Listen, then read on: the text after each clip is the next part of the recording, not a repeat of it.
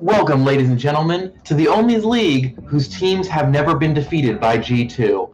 I'm TTU Phoenix here with my co-caster Life Adder, and we are going to be bringing you a Demacian division match between Anarchy Purple, who will be on the blue side with Shadow Claws in top, respected Bigfoot in jungle, Creek?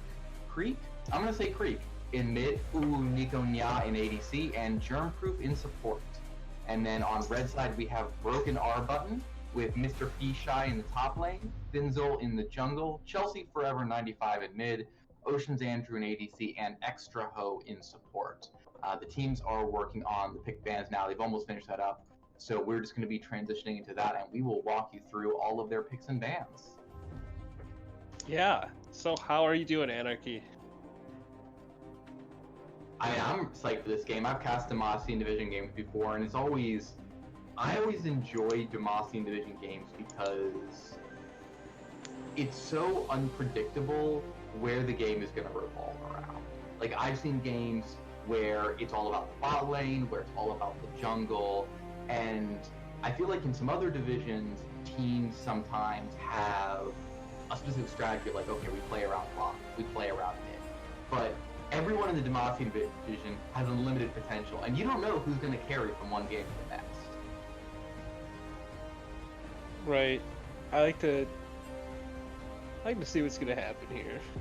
I've done a couple Noxus and Demacian division games, and they really I like it because you see really interesting things. Mm-hmm. And it's like everyone's like, oh, like that's like, oh, you're not supposed to run Predator Garen or something, but in Demacian division, that's like a pocket meta all of its own out of Seal, really.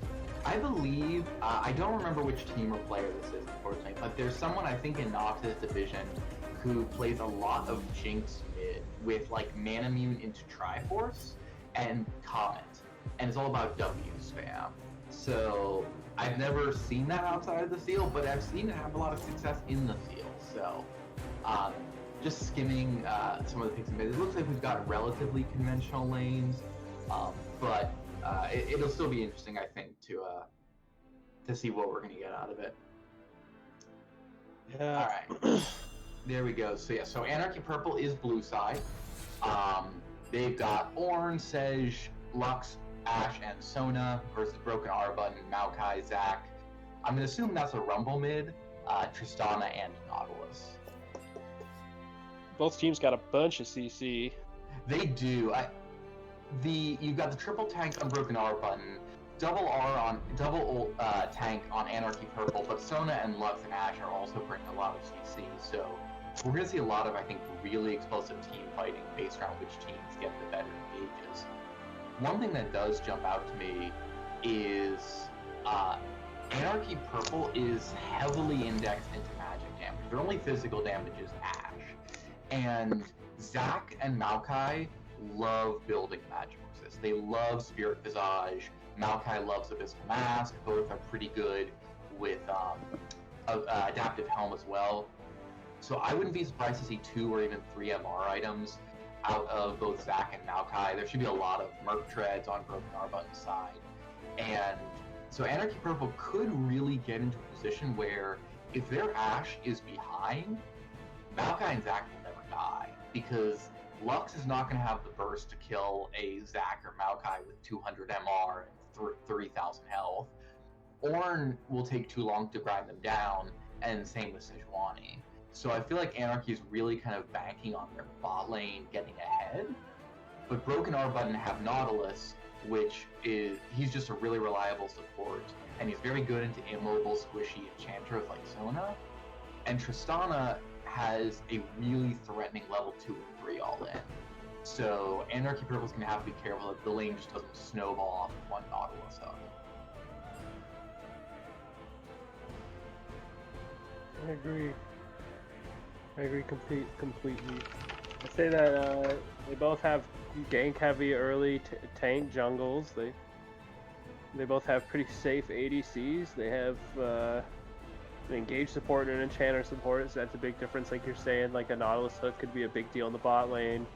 And then top side, if it's Rumble or I'm sorry, if it's Maokai and Ornn, that's pretty much just an infinite pillow fight, if I'm not mistaken. So Yeah, Ornn will win the matchup early because Maokai's early game is relatively weak. yeah, he doesn't have as much base damage. I agree, but after like they both get an item, it's like yeah, they're not gonna.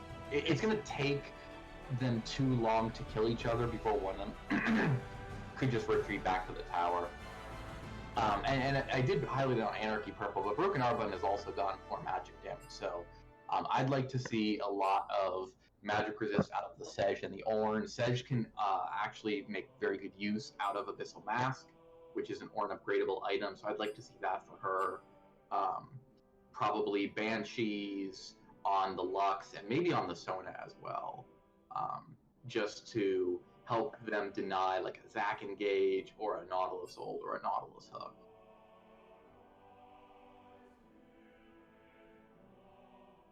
Alright, unfortunately, ladies and gentlemen, my lead client, the pinnacle of American computer engineering, is acting up slightly, so I'm going to relog back in. I wonder if we'll get compensation tokens. I mean, I've already gotten the mission for compensation tokens, but do you think they could give me more? Like 30, maybe? Does that seem fair? See, looking at the bans, I feel like there was definitely a lot of support focus. We have the Nami and the Zyra. Janna. Pyke could be another lane, but that's huge. He's almost always a support outside of specific weird comps.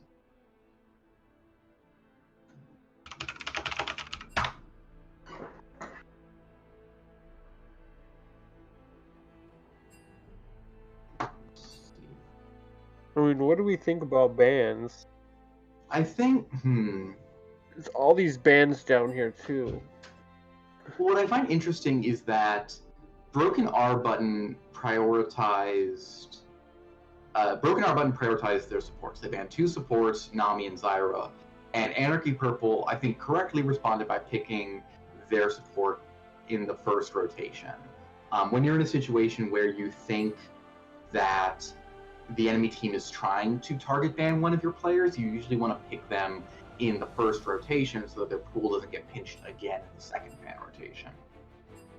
But even with the 2 support bans that Anarchy Purple threw out, Broken Arbon waited until second round to pick the Nautilus, which to me either suggests that their support, Extra Ho, is confident enough in his champion pool that he didn't feel like he needed to pick it early, or they prioritized the Zac and the Maokai higher. They did pick Tristana and Zac at the same time. I think Zac makes a lot of sense because with the Sejuani, she's not a really strong early game jungler, and Zac's weakness is people who invade him early because he gets low during his clear. He doesn't clear extremely fast. He's not a good duelist, but he scales incredibly well. And so Zac really wants to go into someone like Sej, who's also just looking to farm, and Zac just gets to clear his jungle peacefully and not be under too much threat. Most people say that Zac is generally a squishy type champion, but I think that's because he's just made of goo. That's true. I mean, he would be gelatinous, I think. Yeah. I'm not exactly sure what he's supposed to be made of. It's some kind of amorphous compound. Zac is actually an acronym. It stands for Zon Amorphous Combatant. Yeah. He's some sort of he's like a non-Newtonian fluid type beat. You know? He's like Flubber if Flubber was really jacked. He's like Flubber if Flubber had steroids. Yeah. Yeah. He's steroids Flubber. Man, when are we gonna get like a Flubber skin for Zac where it's just like clips of Robin Williams' voice as all the voice lines? I'd pay for that. I'd pay for a Robin Williams announcer pack. Oh yeah, that'd be good. I'd pay for any announcer pack. Pick a fight you can't win. I find the set ban interesting because actually I was wrong. So the teams are picking in their role order, but the Ornn was picked late. They hadn't actually Anarchy Purple had not selected their top laner in the first round, and Set is going to be really good into Maokai. Like, Maokai is a weak early tank. Set loves beating up on weak early tanks, so that makes a lot of sense. They as a pick. See, so it is the Rumble mid. I'm curious to see what he goes for runes and masteries, because most of my experience with Rumble is as a top laner playing against him. So I'll be interested to see what Cephas chooses to run. Cephas chooses to run in as a mid lane keystone. I've seen Predator. It could be Electrocute. Could just be common for Poke. I actually think. Let me check. I believe that's a sub. Yes. So Chelsea Forever is actually not playing. Cephas is subbing in for Chelsea Forever for this match. All right. So now we are going to go into a 3-minute spectator delay while the game gets started. So, taking a look at the drafts, which do you like better?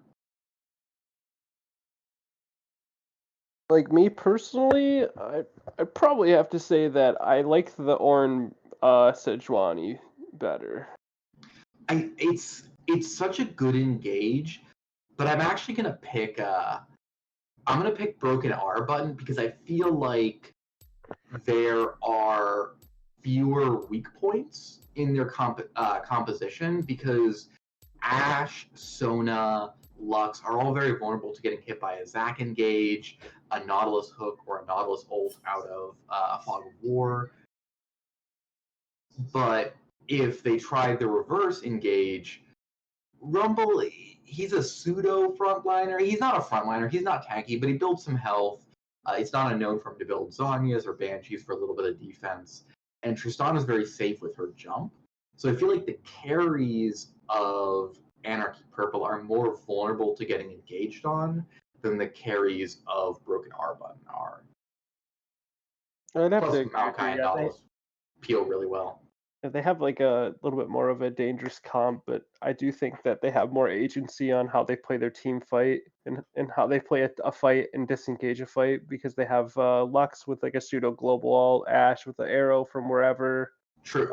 Ornn ult is pretty far, but I mean you have Slingshot, Rumble ult, and things like Maokai ult too. So they both have really far reaching comps, really far re-engage, really far disengage, really far picks after fights. I don't know. I just kind of, I don't know. Ornn just seems to be so good right now in the league that Ornn's I have very to pick him. strong. Yeah, I just have to like go with the team that's got Ornn. That's basically what's selling it at this point. I would say that the overall team comp, like on paper, I'd say that Broken R button has a slight edge. Like Yeah, have a little, they're a little bit safer while having just as much agency, but Yeah, I think this is going to be a game where we'll be looking at the vision scores a lot, because both of these teams punish blind face checking extremely hard. If you walk into an unwarded section of the map and you get hit by the Nautilus hook or the Maokai root or either the Maokai root or the Zac slingshot, you're dead. If you walk into Baron without knowing, you get hit by the Lux root or the Ashe arrow or the Sona stun or the Sejuani stun or etc., you're dead. So, one, the tanks need to be very careful about being the ones to face check, and the carries about not being the ones to face check. And particularly around objective fights, whichever team controls the vision is going to have a huge advantage, because the other team is not going to know where their engage is coming from, not going to know which way to sort of face their front line, how to play the team fight. right. I think vision is going to be super important. Like where they place their vision this game, especially for Anarchy Purple, I think it's going to be super important for them. Just because they have a Zac and a Maokai, they're just like renowned for like Maokai flanking through like big jungle walls into with the nature of the fights. grass. Yeah, there's like the Zac slingshot. There's Rumble ult from over like Crow wall into the mid lane and things like that. So they're gonna have to be very smart with their vision. I once heard described as, once Zac gets enough points in his E, the entire game turns into a horror movie for his opponents, because they're just waiting for Zac to jump scare them. Alright, so let's see what we've got. Ornn took Grasp. I would have preferred to see the Grasp on the Maokai. Tank versus tank slap fights are like the best time to take Grasp because you just farm Grasp off each other. You're not really in danger. You get the stacking health. It's a fun lane. It's a man's lane. But Maokai is an excellent user of Aftershock. It's very easy for him to proc. So it's a reliably safe pick if you're concerned about not winning lane. Aftershock on both junglers. Comet on both mids, but Cephas took heal. While Lux took teleport. I think teleport's not bad here, but I also worry that without a barrier or an exhaust, she doesn't have that defensive tool. Or maybe she's just like, look, I'm going to die to some ganks anyway. I just want to TP back after I do.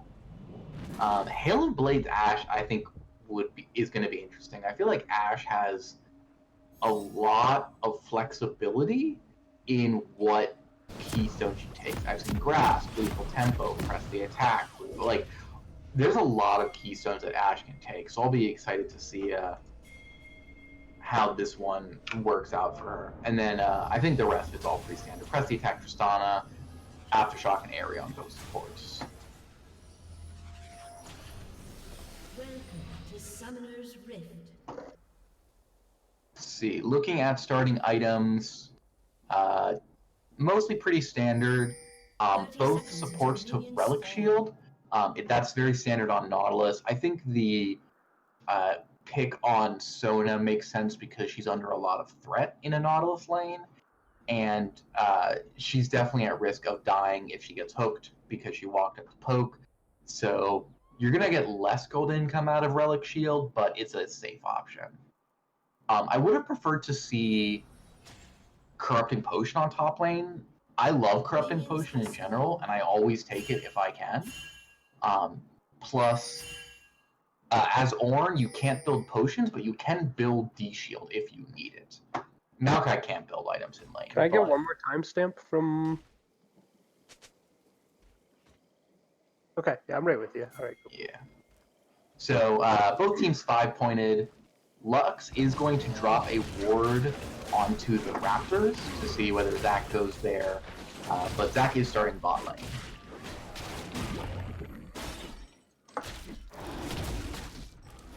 Yep, both bot lanes give the leash. Zach's a little bit healthier, but my guess is Nautilus probably tanked the hit. Wait, did he take that? No, he didn't, so he didn't tank the hit.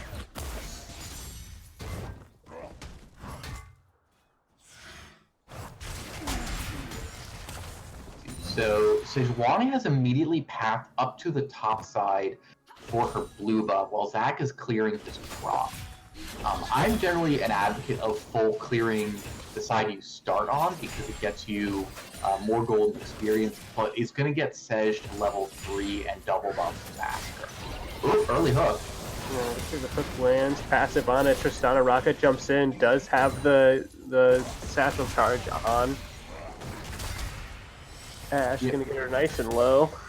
She unfortunately wasn't in range to bomb and then jump, so she didn't get the extra stack on the bomb. But very well played all in.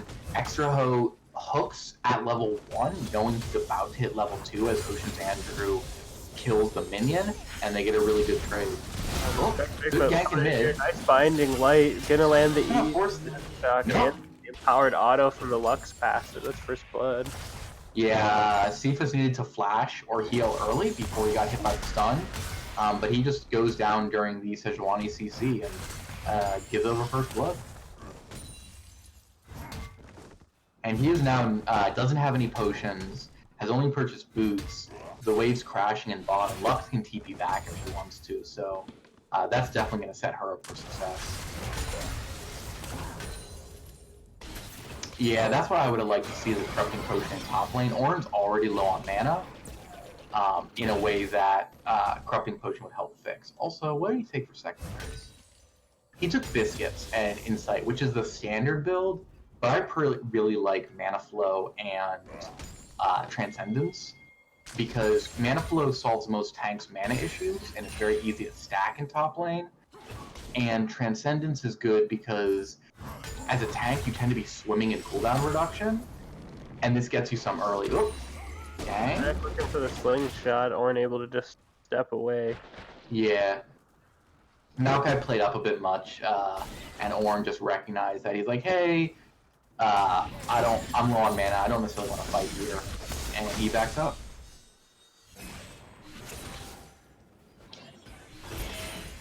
Even with the depth, the Sifa's getting a good trade there. Good use of the scrap shield to absorb a lot of the Lux return trade. Definitely germ-proof, and ooh, Nico Aya just taking their time and trying to sit behind the little walls of minions they have. So they don't get hooked. Nautilus. We're also seeing one of the issues with Lux. Our mid laner, my team mid laner, plays a lot of Lux. And one of her struggles is her wave clear is not that great early. Rumble, meanwhile, has Manaless wave clear that's pretty good, so he's easily able to achieve lane priority, shove it in, and then rotate down. Try to catch the Sejuani here. Oh, she just failed the Q through the wall too, so she's gonna have to flash. Yeah, forced to flash or she would have died. Alright, Broken Arrow button aren't going to go for the, they're not going to try for the dragon, but Zach is here now. Probably just make a play for the Scuttle Crab. Get that vision and that extra experience.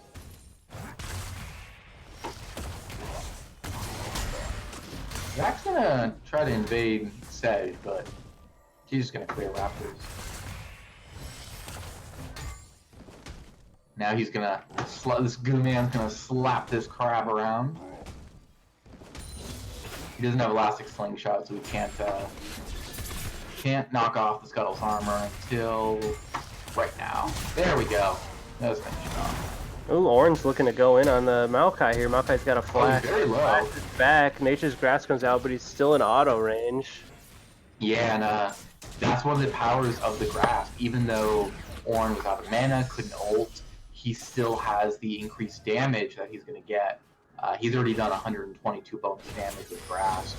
Nautilus looking, grabs the and risks gem proof, slows her and gets her pretty low. Tristana does just stack onto the Ashe there. Zach looking to possibly follow up that. Yeah, and I think what they're doing is still pretty effective here. They're gonna, yeah, it looks like they're gonna back, but when you're up against a healer or any champ who has abilities that heal them or someone else, you can always think of them as they're trading mana for health. Sona uses mana to get health back, so if you get her health low, what you're actually doing is attacking her mana and forcing her to burn more mana to keep herself healthy, and once she runs out, she has to leave because she doesn't do anything without mana.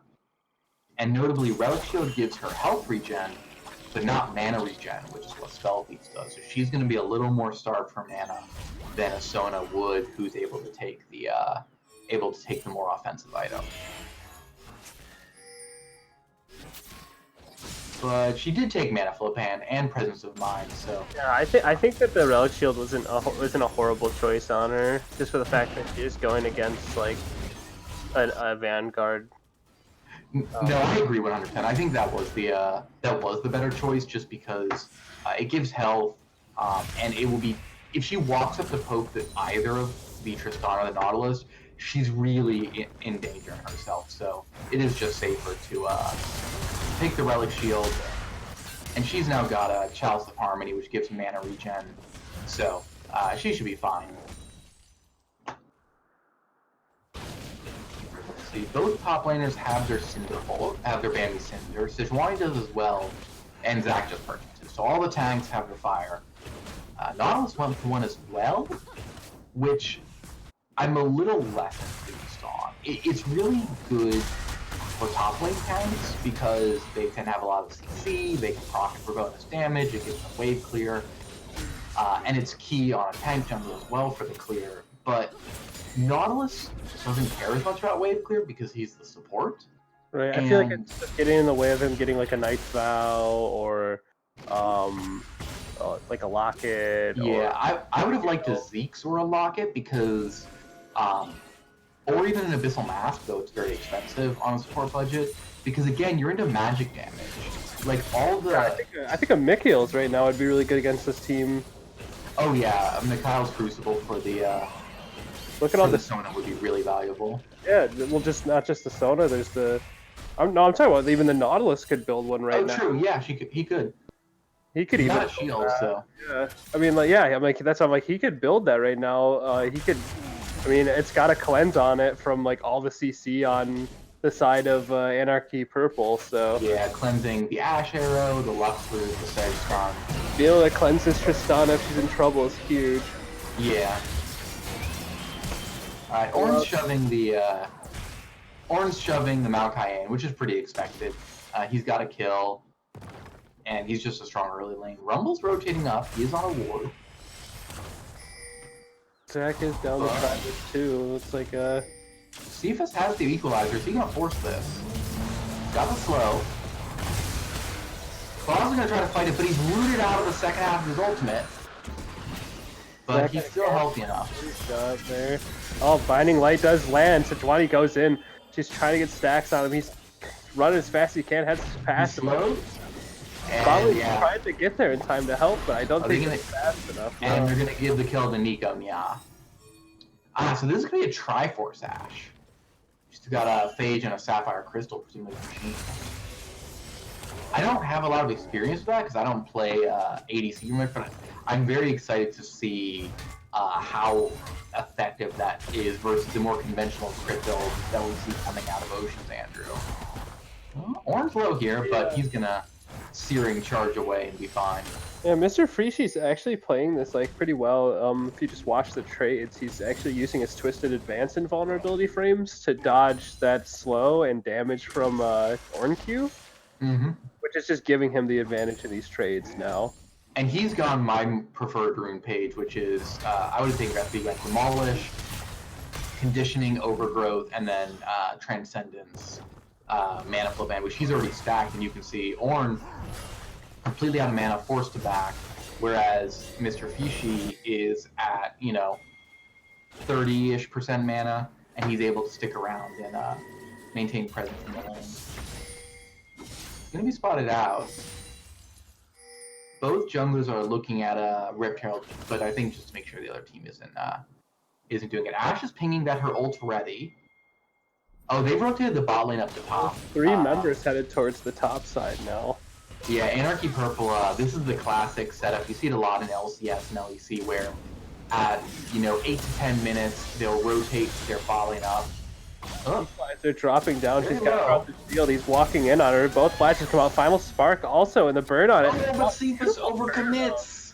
Yeah, beautiful turnaround by K-Rec, able to turn that, what looked to be just engage on them into a big win. Nature's Grasp coming out. Maokai trying to set up for Zac to come in as well. Ash is getting sauced and tossed into the turret here, taking turret shots. All will come out, but it's point blank, so it doesn't last long enough. Sona's got to run away. So much disruption coming out of the Zac. Dredge line landing. There's the root bomb is on her. She used the ultimate, or not the ultimate. He dashes away. I almost thought that was Tristana all for a second. Like, wait, did she just knock him back? Bella's Breath and Q there, just trying to keep her off of the turret. Yeah, and Ornn's in kind of an awkward situation now where he wants to be building magic resist because there's 4 magic damage chance on the side of Broken R button, but he also now has Ninja Taboo because he's having to be against the Tristana. I would have still preferred to see Murktris, but it's a really awkward situation to be in as a tank when you want to itemize, full armor or full MR, but there's one damage type of the other, and they're the one you're having to deal with. Thank God Ornn's super scary to dive. Yeah, but they're just gonna keep chipping away the tower at this rate. So I feel like the rotation didn't really work out for Anarchy Purple. Oh, nice blue steal by Lux. Oh, she did. Was that blind? I would assume. Yeah, there's no vision there. Ash's hawk shot is on cooldown. My guess is she hawk shotted the blue. Yeah, it was timed. Yeah, that was too. You got a glimpse of it and timed it. Still, that's really impressive. Good work. Yeah, that's very, and that's just a tilter. If you're the Zac, you don't have blue. Lux now has blue, which is hugely valuable. She's already got her Luden's Echo. She's got magical boots. It's really good into like the Rumble too. It really fixes the issue of her like running out of mana or getting gated because Rumble just shoving in constantly. Yeah, I'm looking at Sejuani, and I'm not a huge fan of her building the 2 cloth armors because again, there's so much magic damage on Broken R button, and it might be like Ninja Tabby into Gargoyles, but if you really wanted armor, I would have gone for an Iceborne Gauntlet because Zac can upgrade it, Ornn can upgrade it into I think 90 armor, maybe 120. I feel like if she would have just sold those 2,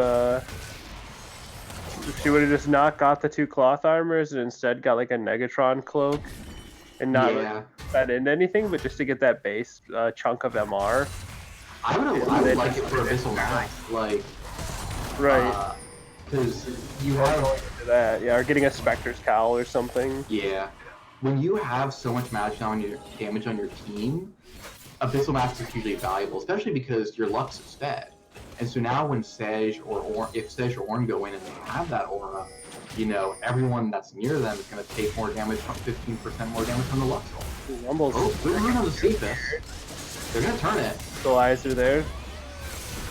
Final Spark, he's able to downstep it. Ooh, Sona's kind of in a bad spot here. Yeah, Turnproof's in a little trouble. Zac's gonna ult, Sona's ulting. Zac passive. Sona's running for a life on the bot side. Zac passive down, looks like they're trying to protect the Bloblets. Oh, but Ash is able to get a volley in there and Nautilus from the down because of it. This is going to give the Dragon up to... Nautilus gives his life trying to save the Zac, and notably Tristana does not kill the Sona. And so it's a 2 for 0 and the Dragon. Oh, and there's the Ash arrow too, and the Ornn ult. That's the CC combo. Wait, but there's a Q. Final Spark's back out. Jeez Louise, the Tristana ult does come out, but it's not enough to knock back the Ash. And that's the strength of the, what do you call it, the Triforce Ash, because between her slow and the phage proc, and she's running approach velocity, so she gets 15% movement speed towards champions that she CCs, so anyone she's auto-attacking. This Ash is actually incredibly scary if you are an immobile champ, because she will just run you down. You can't escape from her. She slows you, she gets huge movement speed towards you.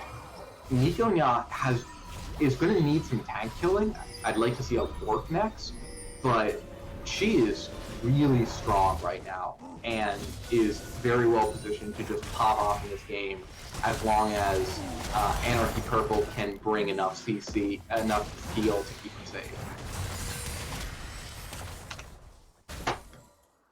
I'm looking at the gold, so it's, even though it's 7-1, it is not a huge gold lead, only about 1,500 for Anarchy Purple, which works out to 300 gold per person. So basically, everyone on Anarchy Purple is like a basic component ahead of their opponent. Top is Nautilus bolted. Yeah, but nothing to that. Yeah, like the big gold lead seems to be in mid, where Creek is about 900 gold ahead of Cephas. Only about a 200 gold lead for the Ash because Tristana has more CS, and notably Tristana got a lot of turret plates. When Ash rotated top, she didn't get any, but Tristana, I think, got 3 or 4. There's the Dredge Line. Tristana's jumping in right into the double Sona ult, though. Yeah, that's a really good crescendo. Double knockup. Andrew's gonna fall. Looks like Extra Ho is also slowly but surely going Yeah, to that, fall. and the hook doesn't quite connect. That's the power of the Ash with the Triforce. Like, once Triss went down, Extra Ho was dead, because between the Sona speed boost and all of Ash's chase potential, he didn't have a way to escape. In the meantime, Sejuani's taking Rift Trail. They're going to use crack mid. Good Zac ult. Will come down, and Zac ult's down. Final Spark is out. Sejuani's incredibly low. Still just barely alive. Wow, that Sejuani is just not dying. Yeah, she is going to fall in the end, but Lux does survive, and they claim the first turret, so given that that's only 300 gold to 450 with the assist gold, still a pretty even trade, especially considering that Anarchy Purple has now unlocked the mid lane and extended their gold lead to almost 4,000. They have 2 dragons. We are on an Ocean Soul. And I think that preventing Anarchy Purple from getting Ocean Soul is a must for Broken R button, because if Sona has Ocean Soul, no one on her team will die at all, because she'll never run out of mana to keep them going. Perma heal and perma speed them up. The tanks will never die. Ash doesn't have any lifesteal now, but besides her D blade, she doesn't have any extra lifesteal. Yeah. But I wouldn't be surprised if there was a port coming out in a little bit. I think she's going for Essence Reaver for full CDR here. What's the Lux ult cooldown? It is 38 seconds right now. Is she... No, she's only got a 30% CDR, I think. Yeah, 30%. But that's still such a low cooldown ultimate. No, so we basically got first items on everyone. Sona has for Athenes for extra healing. Both top laners have their Sudden Fire, as does Nautilus. So Sejuani sold one of the cloth armors. She built Ninja Tabby, and now she's building Warmogs. She's gonna just duck her way on out of that bush. That's her fiery ball. And I think you're in trouble here. They're gonna disengage. Side too, but it's not enough happening there for them to do anything about it. Yeah, Tristana chooses to focus on dodging the Ornal, which means that Ornn is able to escape, but he does lose the tower. Anarchy Purple's pressuring 3 strong on the top side. Rumble's here. Equalizer comes down. They're gonna ult the Sona. Nature's grabs there. Nice crescendo again. Another 2 crescendo. They're just out for the Sona this time though. They do manage to confirm the kill. Looking for the grab. The ulti. There's just no mana on Ashe anymore. All slow. TP is coming though. The help is coming. Is it bad? Ornn's gonna go down. Ornn's got no ult here. Heal out of Cephas. Yeah, I don't know. I think he needs to be focusing on peeling and disengaging. He's trying to peel him off here. Ashe is just autoing. It's just not doing anything at all. Yeah, she doesn't have the mana. Now the tanky boys on Broken Heart Button are pretty darn tanky. Oh, they're looking to catch Ornn out. But he gets into a minion wave, and the Zac stretching strikes does not connect.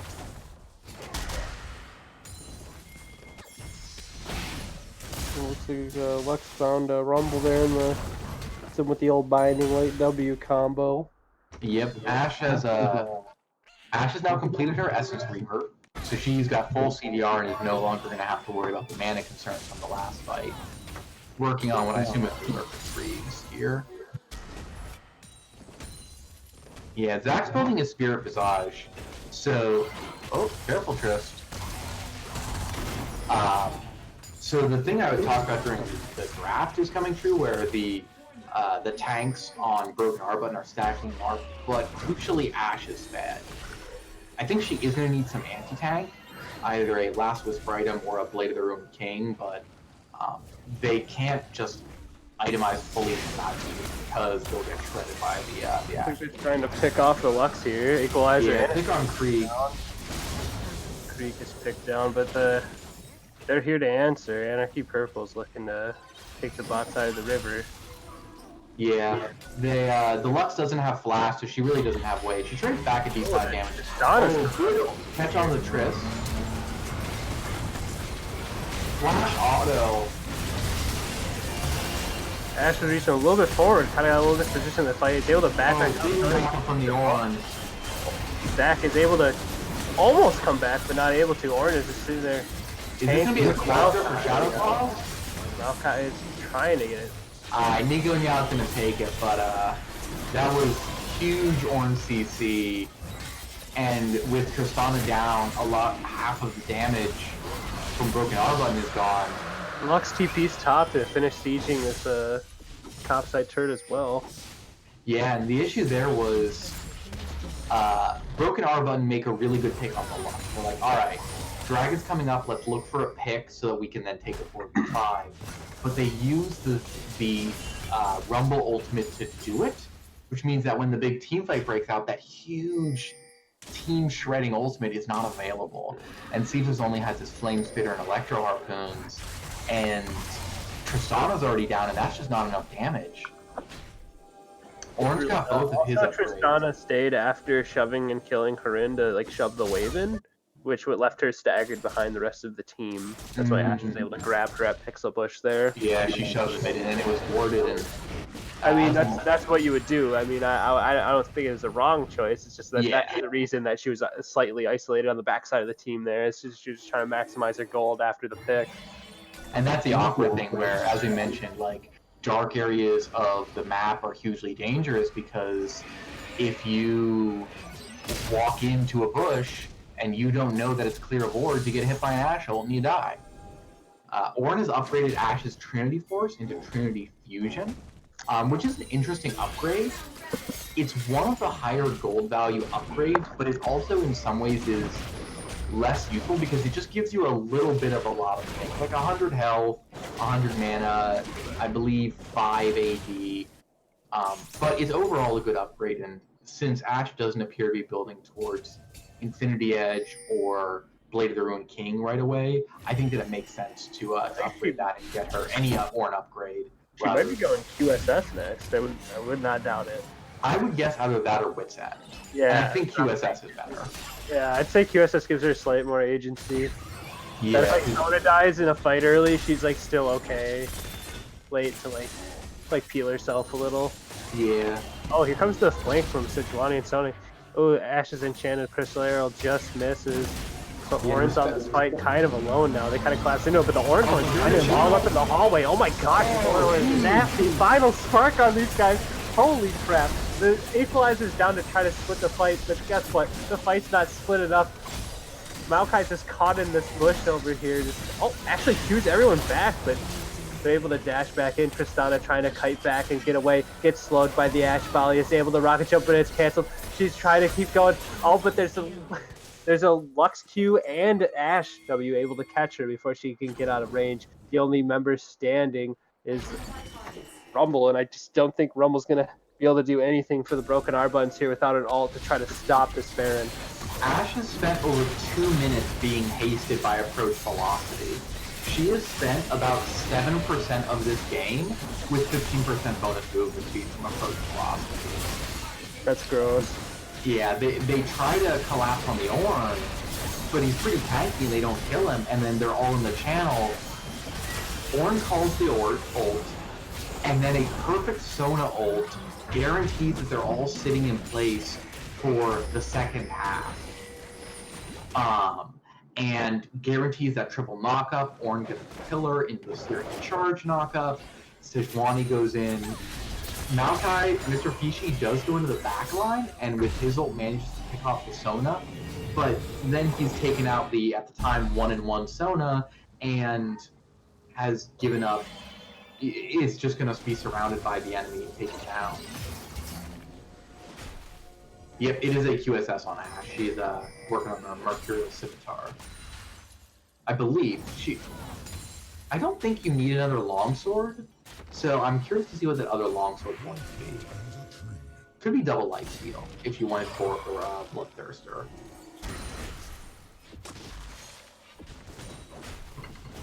Tristana does have 2 items. She's on 50% crit.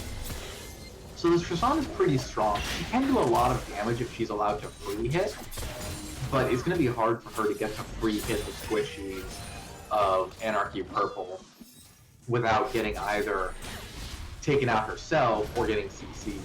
I think this is the right move by Anarchy Purple to just keep pressuring these inner turrets. They got the Baron, so... Especially because, here comes Sona. Equalizer and Nature's Grasp are just out of reach of the entire team. They're able to disengage beautifully. Yeah. Dragon is coming up, so that means there's going to be no ults on the side of Broken R button for this Dragon fight. It's huge for Anarchy Purple right now. Their R buttons are indeed broken because they're not working right now. And that's gonna be the Ocean. So I respect the pick on the Sona. I don't know if Mr. Fishi just wasn't quite fast enough to get the WQ combo onto the Sona. But now the Ocean Soul goes to Anarchy Purple. And part of the issue is they don't have a lot of wave clear. Alright, they're gonna try for the Ornn here. He's real tanky. They're not. Yeah, dude, he's just got all the time in the world to just. Yeah, he's got and with Ocean Soul, like, he could probably 1v2 this. It would take a really long time. Well, look at this fight mid here. They're just Sejuani killing is just exploding. and just Ash is able to follow up and kill him. And yes, this is just the endless pillow fight that we've all dreamt of having if you're a tank player. Zach trying to go in, but Sejuani Q stops the knockup and actually interrupts the slingshot the last second there. Yeah, they're going to take out the Zach Bloblets because Sej is tanking. She's got enough armor and health to tank tower, no issue. Running down the Nautilus. And Ornn now has more health than when he started the fight. Yeah, he's still like healing. The Ocean Soul is just crazy.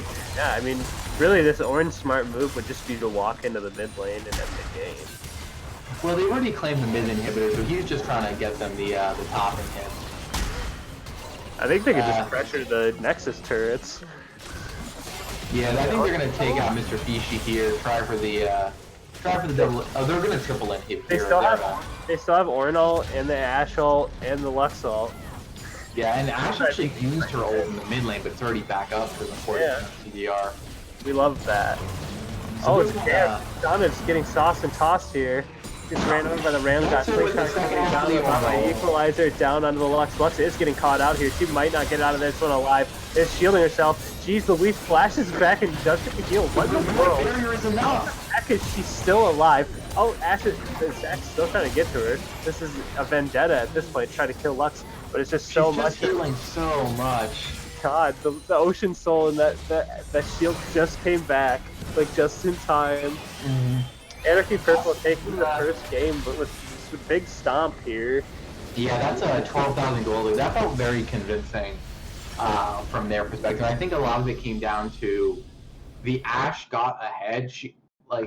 Nico Nya ended 11-1. This was a phenomenal performance from the Ashe. The Ornn was ahead, and just like with how much Ashe was ahead, Broken Arba never really had an equivalent threat in a team fight because their Tristana was behind, and when you're in an 80 carry fight, being behind is terrible because you're just auto attacking and you lose to the other person who auto attacks harder and faster.